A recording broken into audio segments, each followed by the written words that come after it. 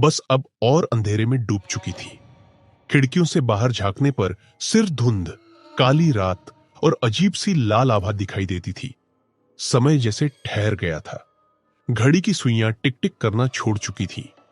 अचानक बस के बीच में बैठे एक बुजुर्ग ने धीमी आवाज में कहा, यह बस आधी रात को ही चलती है और जो इसमें चढ़ जाता है वो कभी उतर नहीं पाता। पूरे बस में सन्नाटा छा गया। सबकी नजरें उस पर टिक गई। युवक ने डरते हुए पूछा, आप कहना क्या चाहते हैं?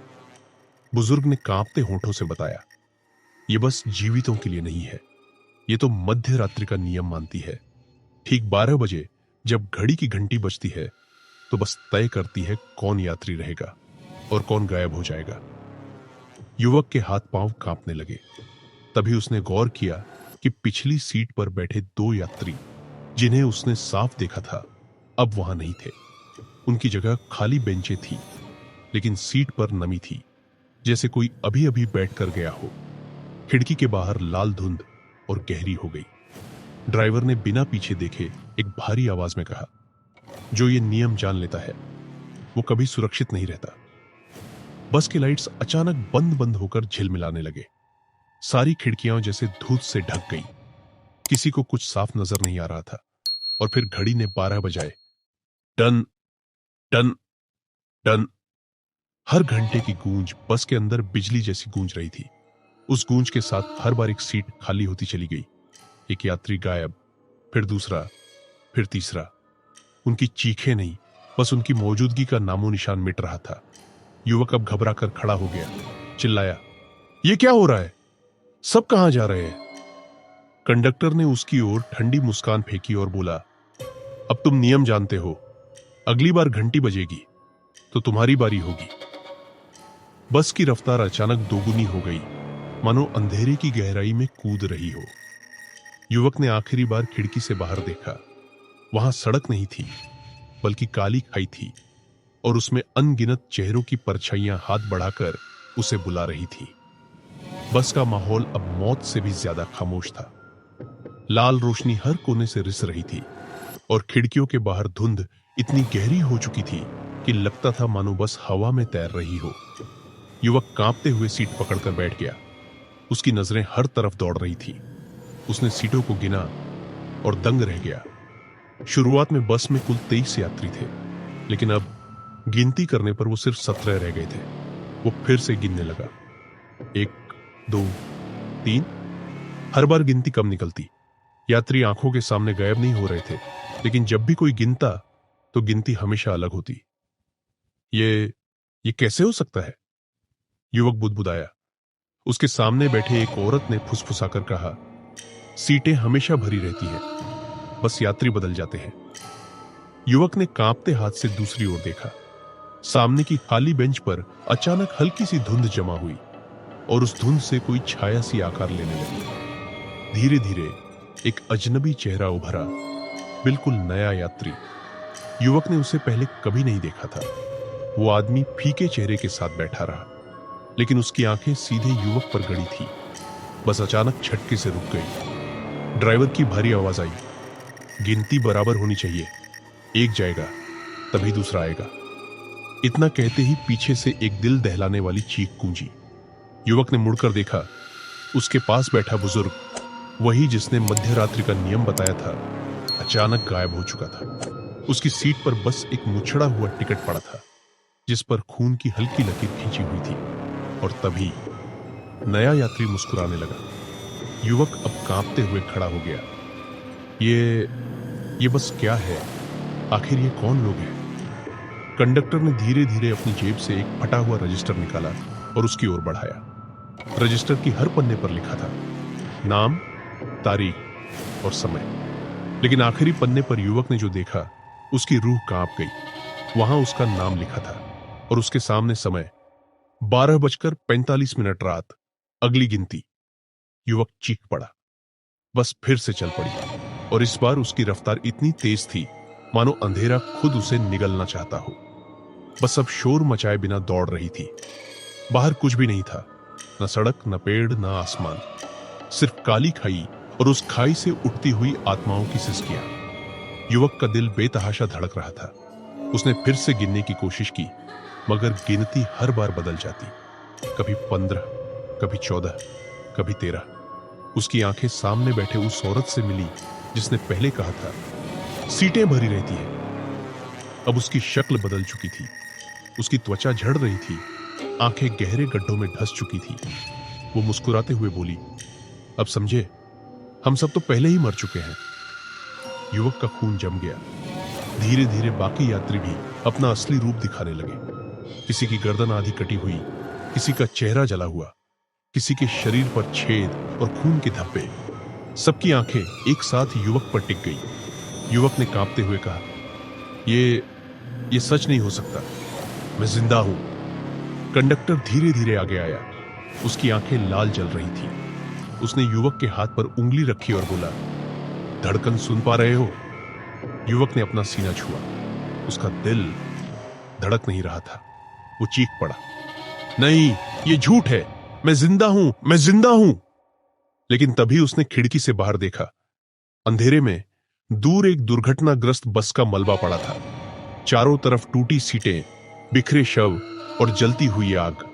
और उस मलबे के बीच उसने खुद का शरीर देखा, खून से लथपथ, बेहोश, आंखें खुली हुई। उसकी आत्मा उसी रेड बस में बैठी थी। असलियत साफ थी, वो अब जिंदा नहीं था। बस के सारे यात्री ठंडी हंसी हंसने लगे। कंडक्टर ने धीरे धीरे टिकट फाड़ा और कहा, हर आत्मा की मंजिल है, अब तुम्हारी मंजिल भी तय हो गई है। युवक ने कांपते हुए खिड़की से बाहर देखा। बस अब सड़क पर नहीं थी, बल्कि सीधे उस अंधेरे की नदी में उतर रही थी, जहां लाखों खोई आत्माएं चीखते हुए तैर रही थीं। बस की रफ्तार अब और भी तेज हो चुकी थी।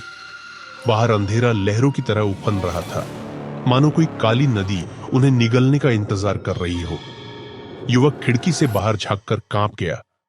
बस अब जमीन पर नहीं, बल्कि धुंध और परछाइयों के पुल पर दौड़ रही थी। नीचे सिर अंतहीन खाई और उसमें डूबते उतराते लाखों चेहरे। वे आत्माएं अपने हाथ फैलाकर चीख रही थी, मानो हर यात्री को अपने साथ खींच लेना चाहती हो। ड्राइवर की भारी गहरी आवाज गूंजी, मंजिल करीब है, तैयार हो जाओ। पूरी बस में अचानक घंटियां बजने लगी। वो घंटियां साधारण नहीं थी, मानो श्मशान में जलती चिताओं की ध्वनि हो। हर घंटी के साथ एक यात्री गायब होता चला गया और उनकी जगह सीट पर राख जमने लगी। कंडक्टर ने लालटेन जैसी अजीब सी रोशनी निकाली। उस रोशनी में दरवाजे के पार एक दृश्य नजर आया।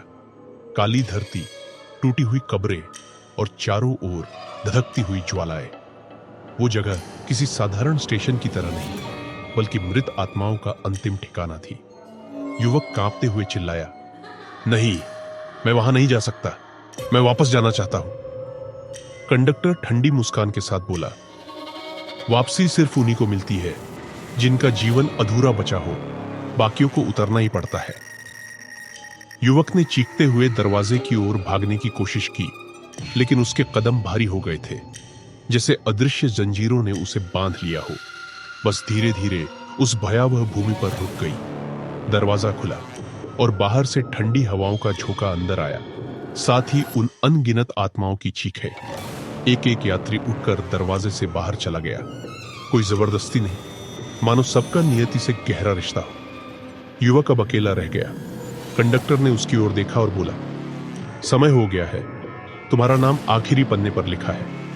युवक ने बेताबी से कहा, कृपया मुझे छोड़ दो, मैं जिंदा रहना चाहता हूं। कंडक्टर की आंखें लाल चमक उठी।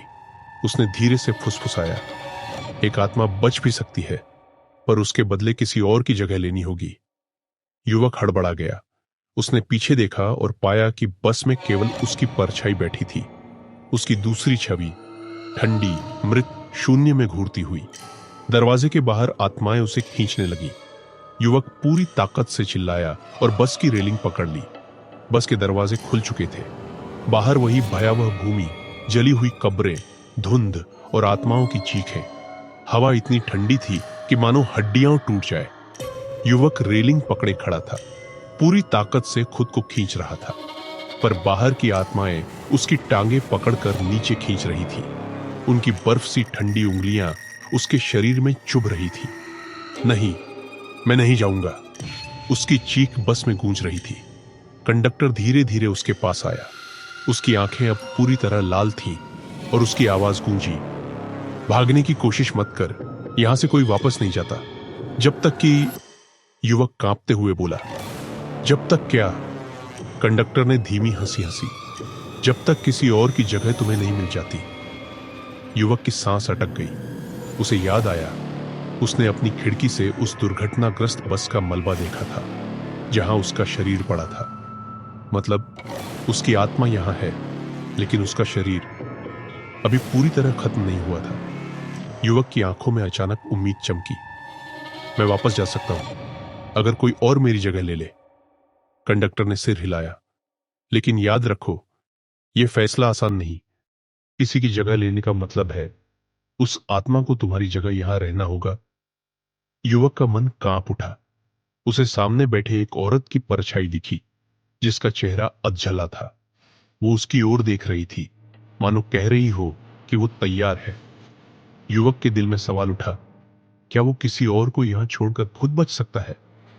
आत्माएं और जोर से खींचने लगी। उसका शरीर रेलिंग से फिसल रहा था। आखिरी पल में उसने पूरी ताकत लगाई और चिल्लाया, मैं जीना चाहता हूं। कंडक्टर ने मुस्कुराकर उसके हाथ में टिकट थमा दिया। टिकट पर लिखा था, वापसी एक तरफा। और अगले ही पल युवक बेहोश होकर गिर पड़ा। जब उसने आंखें खोली तो खुद को अस्पताल के बेड पर पाया। चारों तरफ डॉक्टर और नर्स खड़े थे। किसी ने कहा, चमत्कार है, ये बस मरने ही वाला था। पर अचानक सांसें वापस आ गई। युवक रोने लगा। उसने सोचा, शायद वो बच गया। लेकिन तभी उसके हाथ में वही फटा हुआ टिकट था, वापसी एक तरफा। उसकी रूह कांप गई। मतलब वो लौटा है, पर किसी और की जगह लेकर। अस्पताल के कमरे में हल्की सी सफेदी थी, लेकिन युवक के दिल में सिर्फ डर। उसकी नजरें बार बार उस टिकट पर टिक रही थी, वापसी एक तरफा। उसने नर्स से पूछना चाहा, पर उसके होंठ कांप रहे थे।